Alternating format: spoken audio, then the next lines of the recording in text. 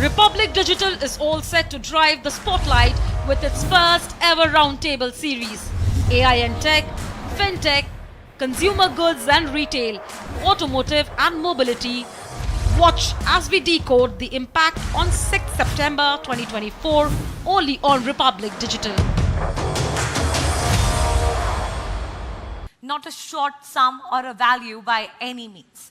Now, with India also expected to become the third largest online retail market by 2030, that's a lot to look forward to for the retail sector, particularly e-commerce. By 2027, India is in fact expected to have around 6 million MSME merchants contributing towards this incredible growth. To explore the budget's impact on this sector, I'd like to take this opportunity to welcome our speakers for the session. Bhavna Pagaria, co-founder and CEO, India Zona; Japan Doshi, head of product and technology, Tootsie; Bharat Bomai, co-founder and director, Cut4You; and Tawfiq Khan, founder of Wolfbread. This session will be moderated by Deputy News Editor, Suyesha Sawant. Suyesha, over to you. Thank you so much, and a very good evening to all of you. Again, a conversation that I was looking forward to. So I'm going to get straight to the point now. The Union Budget 2024 has provided a big boost to e-commerce and omni-channel retail sectors. But Bharat, I would want to ask you the challenges for retailers today, especially the influx of technology that is so strong, and it is only going to get stronger in the times to come. So how does everyone cope up? Firstly, I think you mentioned about the union budget in terms of the retail sector. So there are a couple of things in this year's budget, that was a little bit of eye-catching and probably needed for the retail e-commerce sector as well as the MSME segments. And I think the reduction of TDS from 1% to 0.1%, that's about 10% reduction, that opens up a huge amount of capital for you and how you spend that capital. Now, you were talking about technology-driven, augmented reality, all these things coming into the picture. This 1% of 10% reduction in the TDS will help us use that capital in putting into technology as well. And then one more point that I want to, that I have observed is the employment-linked incentive. Now, I come from a textile manufacturing background with e-commerce. So for me, every new employee that I employ, I get a 3,000 rupee benefit. Now that will help me garner good skill labor and I can compete with the big brands as well. Yeah, right. So that's my opinion on the budget. And then with technology, naturally we all have to, it is something all of us have to be a part of because we are in that reality world today where everyone uses technology. We have to adapt ourselves to all sorts of technology in terms of augmented reality and AI. Right. But the other big aspect of the budget is also the emphasis on sustainability and ethical consumption. So, Bhavna, how do you think retailers are really contributing to India's growth story on that front? Okay. So, first of all, there is a lot of growing awareness about sustainability. The consumers are accepting that such products and they are looking for better sustainable alternatives. And for that, it is the right time for the retailers to build their brands. And when the budget is, given the provisions for private research, these things will enable the sustainable technologies. Apart from the technological side, the folk talent of India already manufactures such sustainable products. And at India Zona, we are trying to bring in such products, such folk talents, such small businesses to the forefront by giving them the platform to be visible to the customers at this time. Right. Right. Okay. The next point, Japan, I want to make is on the challenges, of course, that brick and mortar retailers face, given how there is so much going in the online space. And also the fact that the consumer landscape has changed. Now it is stronger experiential value online as well. How has your journey been on that front, given the fact that it is a personal experience to actually wear an aligner? Yeah, if you look at our journey at Tootsie, like it's a teeth aligner product and service where typically customers are used to going to doctors in the clinic and get the service, right? But the problem is if you're a small doctor, if you're a small clinic, how do you get visibility? Your visibility is restricted to the people around your area, and you're not able to reach to the customers across India. So online gives you that sort of leverage, right? Today, consumers' behavior has changed, where the first thing if they want something, they first look at online. They go to internet, they search for something. So for Tootsie, first thing we had to do was build a brand where people can actually search, go to Google and just say, hey, I want teeth alignment, how do I get it? And second thing I think we realize is that people look for convenience, right? People don't want to, go out and look for, do their own research, go to one clinic to the other clinic. Just you come here, you just order your aligners and you get it at your home. So online brings you that, it makes it easy for you to discover for customer, it gives you that convenience that you need. But we also realize that the customers need that trust to use any product. And that's where the brick and mortar kind of setup comes into play. So in our case, for example, instead of just being online, we had to figure out how do we become omni-channel, and we had to actually go and open the experience center. So today in India, we now have about 40 experience centers. So the way consumers interact with us is very interesting. They go online, they find us, they order the aligners, and we deliver to their home.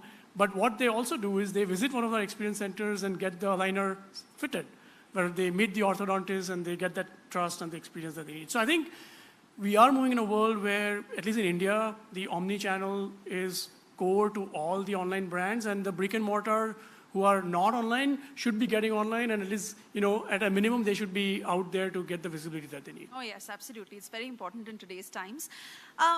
Tawfiq, I want to talk to you about the next aspect. Now, companies all these years have had R&D departments studying consumer behavior, but today you have data analytics and AI to do that. And it is time that retailers also move towards that in a stronger fashion. Also, the other aspect, when we talk about specific technologies that aid stronger customer experience and also help operational efficiency, all in all, what is the way forward today? I feel like, this is like a revolution right now we are living in. Even like with the budget that has come out, it's super positive.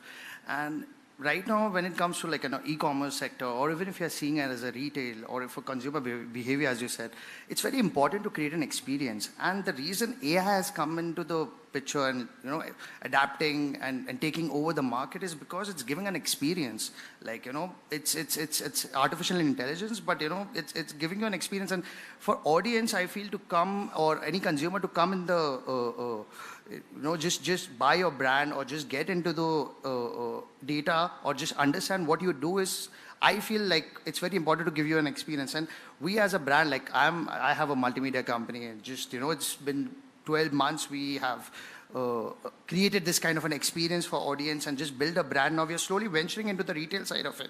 And now I'm understanding that how much that experience has affected us in 12 months. So in 12 months, we were just giving them an experience that what we could do even without doing anything. And now we feel, it's the right time, seeing the budget, the tax reforms, keeping everything in mind, So I just feel it's a great time. I see myself as it's like a revolution we are living in, because back in 5 years ago, this wasn't possible, I mean, it's like, how internet came. When internet came, people were like, oh my God, this is going to take jobs. Post office is going to get shut. There's not going to be it's that kind of an era we are living right now. It's a revolution. It's something we have to adapt.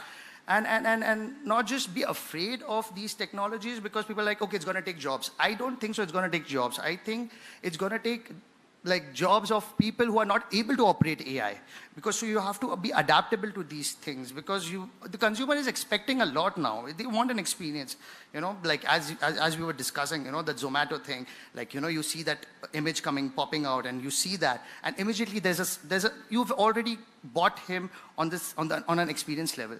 So I feel, as a company are so focused on creating experience, like through animation, through social media mediums, and building a brand, that now I feel it's time for us to, incorporate that same experience into the retail. So, now people are expecting a lot from us in the retail because we've already given them a lot. So, I feel technology is a great thing, and we need to, incorporate in our e-commerce sector or in the retailer side of it. All right, we'll talk about that in greater detail, but another point, Bhavna, is the budget highlighted the importance of supply chain efficiency. Now, how can retailers optimize their supply chains to reduce costs, to improve the timelines, and what are the challenges in particular? Okay, so I will first like to talk about the reforms, the infrastructure reforms which are highlighted in the budget. So the government is allocating 3.4% of the GDP for the infrastructure reforms, which is huge. It is going to, revolutionize the infrastructure, the integrated transportation systems coming up, the industrial multimodal parks coming up. They will smoothen the whole logistics journey and also the supply chain for the retailers. The small scale retailers, the challenge which they face currently is that they do not have the bargaining power, they do not have the control over the supply chain. And to tackle such a challenge, they should, join hands with logistic aggregators or go join to the marketplaces wherein those bigger players have the bargaining power and they can help create a efficient supply chain for them. But on their part, retailers can, look at workflow automation on their end. They can look at inventory optimization, dispatching the order in the minimum timelines. These are certain steps which small retailers can take to ensure faster delivery. Right. Okay, Tawfiq, another aspect, since the pace of growth that you've seen in such a short time, effective digital marketing is, of course, the need of the hour for all retailers, whether online, whether offline. They have to be out there. So in terms of reaching a wider audience to increase your sales, while the strategies are evolving. I'll just tell you one very simple example. Okay. Nike never came to us, or Reebok never came to us. What they gave us an experience. Nike never said that this is my shoes, you have to wear it. Or Reebok never said. They gave an experience, and this is going 100 years back. Same goes for Apple, same goes for Steve Jobs, Disney. They are giving you an experience first, and they are telling you this is who we are, this is what we do, and then you make a choice. Then then you either get into the retail side of it, the merchandising side of it, and that's what's going to happen with AI now. Now AI is coming in, people are testing waters with it, but I feel it's just going to be a very revolutionary time. We just have to incorporate and give people experience. I feel that's what I, as a founder, understand. Like coming from a multimedia segment, that giving that experience is very, very important, because today if you go to see, the days are gone when Pepsi used to lead the market, or Cadbury used to lead the market. We have Feastables like Mr. Beast from YouTube. The reason he's able to do those things because he's been giving experience on YouTube channel just for free, and people are now going and just buying that experience. They're not even thinking of the chocolate. They're feeling that, that's the experience. We have to get into it. Same goes with the Prime drink. And I feel Indian market is into this, and the audience want that. It's just that there are less resources, there are less platforms. People are yet figuring it out. But I feel with incorporating AI and with industries like me or sectors like me, if they kind of create these experiences, because first 12 months we never even thought of just doing any sales or anything. It's just like, I want to make sure that my brand is expected in a way that, people, when they see it, they know what they're thinking, and they are very sure of it. And I think the next segment is the retail side of it, and we are looking forward for it. And with the union budget, the tax reforms, with the incentives, keeping everything in mind, I think it's a good time, and I feel the next 5 to 10 years is a good time to be in India. Okay. Yeah, so in terms of, I think, social media, and I think there is, in the consumer behavior side, what the young generation see is the FOMO effect. So now we are all catering in terms of getting our product, like what Tawfiq mentioned, in terms of behavior. We are showcasing that behavior on social media. We're creating that experience. We're creating a FOMO effect, Now, I can just give an example of our company. Cut for You, we are online, we are D2C, but it's on invitation basis. So we want to create that FOMO effect on the corporate sector. So we're getting a lot of corporate orders, but we're creating that FOMO effect because I want someone like a Tawfiq, I want someone like a Japan, I want someone like, you know, anyone who's there to have that feeling of what am I missing out on. So that is where the consumer behavior and social media effects is going, and I think that will be the future. Right, but I also want you to comment on how the landscape is changing for small and medium-sized retailers as a part of this evolving market. So, like Bhavna mentioned, in terms of small and medium scale, you know, you're getting a lot of accessibility to technology now, a lot of accessibility online. There are a lot of companies that are out there that are giving such services at a lower cost as well. So you get a lot of accessibility, and at the same time, you can manage your inventories also better. So there's a lot of inventory management systems that are there. So it helps out in that manner. Okay, talking about that aspect, quality and safety is, of course, prime. And that is something that retailers must ensure. Now, again, for a product like yours, which is so personal to someone, how do you ensure the regulatory requirements are met? Yeah, so I think for any products, quality is the paramount because that's how you earn customers' trust and that's how you get repeat orders. I think for us, it's even more important because if you look at something like teeth aligners you put in your mouth, so customers are going to be even more paranoid. So we ensured that we had stringent sort of protocols in place. We are FDA compliant. You know how critical it is for a customer, for products to be FDA compliant and how rigorous that process is. So we brought 3D printers, which ensures that we minimize the errors in the production. We have about 20, 30 step process, the quality control process where aligners, after they get manufactured, they go through the detailed process of polishing, ensuring that the dimensions are proper, there are no cuts. Because I think if you miss on any of that, I think you can risk causing bleeding in your people's mouth. So I think for any products like us, you know, for healthcare, there are these regulations that apply for cars, for any products, you know, there are regulations out there. I think it's important for retailers to adhere to those regulations and not optimize for the speed when it comes to quality control. So we today, for example, we are delayed on our production.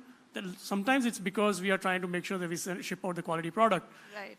Customers sometimes are unhappy, but later I think it always kind of works out in their favor. So I would say it's very important for all the companies to have a rigorous quality control and making sure that that function is independent. I think that's also very important. That has helped us. Right. Right. And one another thing is assessing the quality of the products online, which the consumers are buying, is pretty difficult. So in that place, a good videography and the good photos of the products that the consumers can put in, they can really help consumers to virtually assess the product before buying. And here where India Zona also comes in, where in our Bharat Ki Dukaan, Apni Dukaan, we have the swipe and buy section, wherein the vendors can upload the videos of the products, and the consumer experience also comes in, where the consumers are habituated to, you know, shopping through the video format, and all things comes tied around. So the quality is also assessed and the user experience also comes in. And that is where we have been discussing it briefly, but augmented reality, virtual reality, and how real an experience it is making for the consumer to sit in the comfort of their own homes and just order what they want. I mean, exactly what I shared with you earlier on, that I could see the picture of that bread that I wanted to buy online, and that got me to actually believe that it's real. So in that sense, consumer experience is changing by and large, and retailers are also feeling that sense of, I won't call it pressure, but certainly that factor that they need to align to it. Yeah, I mean, absolutely. I think people who are buying online, I think they want to feel the product, which earlier wasn't possible. Now with augmented reality and AI coming into play, that's possible. Like at Tootsie, for example, we launched a feature called Smile AI, where without even ordering the aligners, you could just take your picture and the AI will show you how, after wearing the aligners, how your smile look, and that has done wonders because we have customers now coming to us and saying, wow, I didn't know I could look this good. This could be my smile. And I think this applies everywhere. Like even for brick and mortar stores, I would think that if you offer augmented reality experiences, it can actually streamline your customer experience. Imagine, you have someone walking in and trying to, buy sunglasses for their wife or husband. There is no way you're going to figure out how it's going to look. It's a trial and error. But if there was a kiosk and you could just feed in the picture of your partner and it just shows, this is how he or she is going to look, I think that can just truly change the way people shop and experience. So I think it's both online and offline. I think augmented reality is going to start changing the way consumers are going to shop. Okay, the other point I want to talk about is the luxury space and how there is a growing demand in that space. Given the increased spending power of Indians today, how do you see it evolve in the times to come? And what is it going to be like for luxury brands to cater to this growing market? Yeah, what I truly feel like, luxury has always existed in India. Like if you go to see the best fabric right now in India is, I don't know, like he can answer better, but I think it's khadi. It's luxury. But the problem with luxury right now in India and why we are not being recognized as luxury brands is because of the branding. Because luxury comes from branding. It's not the fabric. It's not.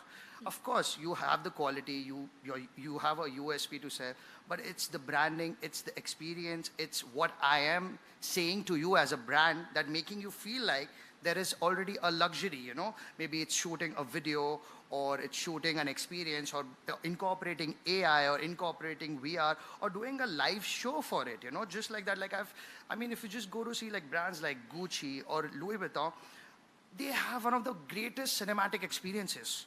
Greatest, like even Martin Scorsese would sit down and be like, wow, what is this? Now the thing is, they are showing you the luxury of it. They are already, it's not the best fabric or it's not, okay, they are incorporating, they have the best designers. To be honest, their designers are also coming from a music kind of a background.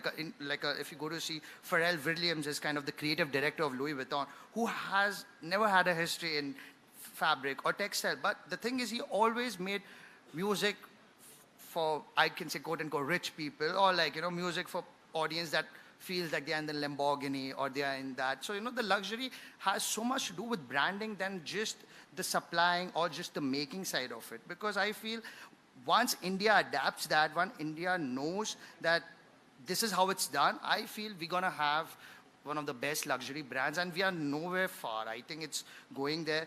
And one of the greatest person that I idolize is Jeff Bezos. He said that gone are the days the West we used to look up at to the West for one of the luxury brands. India is booming in that sector. India is going to be the capital of entrepreneurs. So, we are adapting. It's like, earlier it used to be like, we look at the West to kind of incorporate luxury, but I think it's going to be vice versa very soon. And I feel the kind of talent, the kind of skill set, and the manufacturing and everything, the supply chain is so good over here. I just personally feel why why aren't we seen as a luxury brand yet? And I feel then I kind of do the R&D and I feel like, the branding, the experience, the whatever you're showing to the customer is so important that once they see that, it's like, they automatically, it's like a automated thing, just experience, okay, this is like a luxury brand. So right. And we're slightly short on time, but Bhavna, I really want to talk to you about this because we live in very interesting times.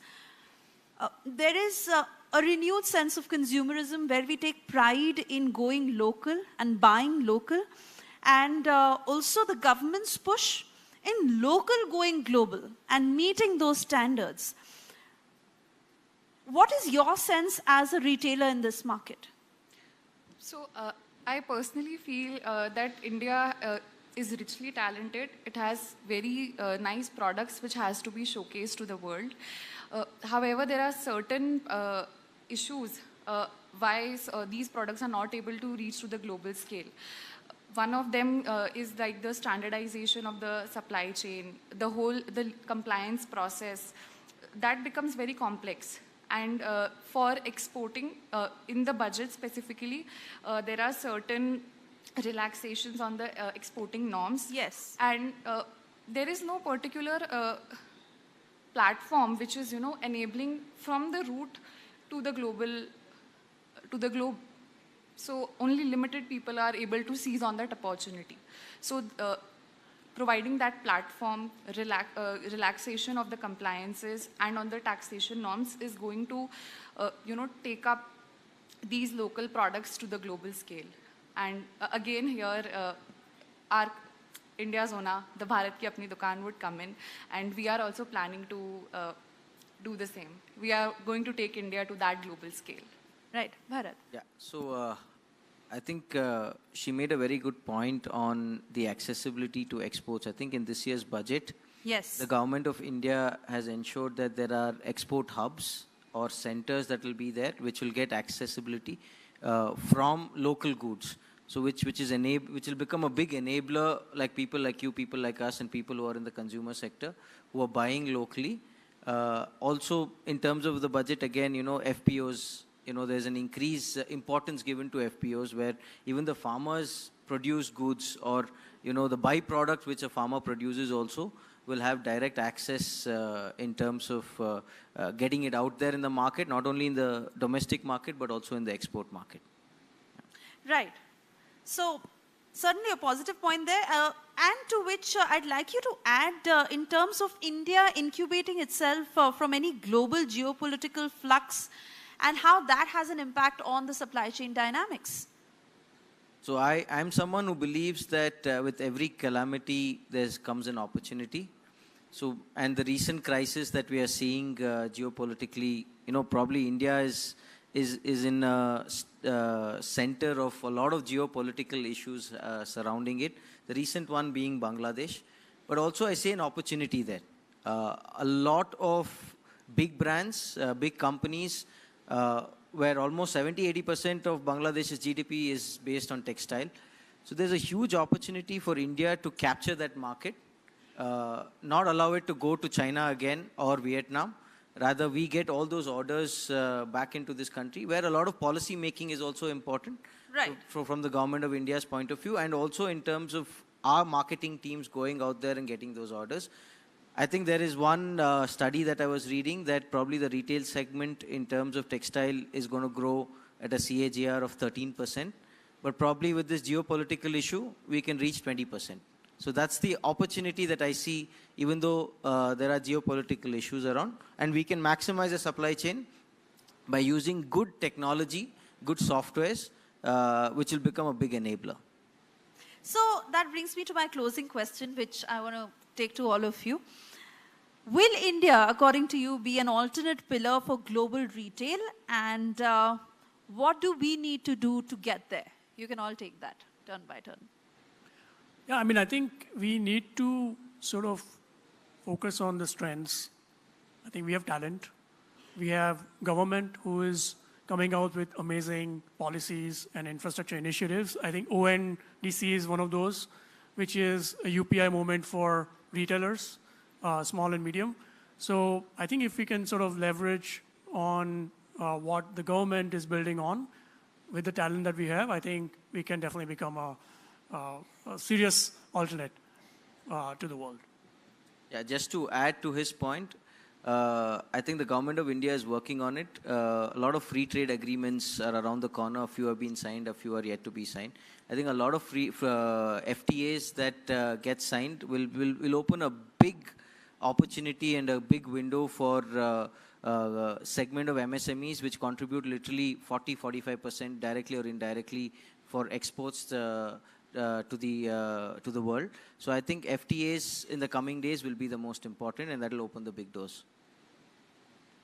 I feel like, the next few years is going to be like India's like, groundbreaking time, and just adding up to him, and like the opening up the export hub, just getting that exposure to all of these things, and the FMCG sector is also doing so well, and so many plans coming out for FMCG sector. I just feel the next few years are very important, and with this union budget, with this policies that the government has come out, I think if we can leverage nicely, and as Japan stated that we have so much talent in this country, we have so much skill set, so I think we can definitely leverage on it. And I would like to say that the startups, the D2C brands which are coming up, and given with the tax relief which has been proposed, the angel tax has been abolished, it is going to be a great enabler for such startups to become global brands and take India to new heights. All right, I want to thank you all for joining us this evening. I wish you all the very best in all the businesses that you are all running, and we are in very interesting competitive times, and I'd also say it's up to all of us, I mean all of you, to how you thrive and grow in this market of opportunities. Thank you so much. Thank you so much.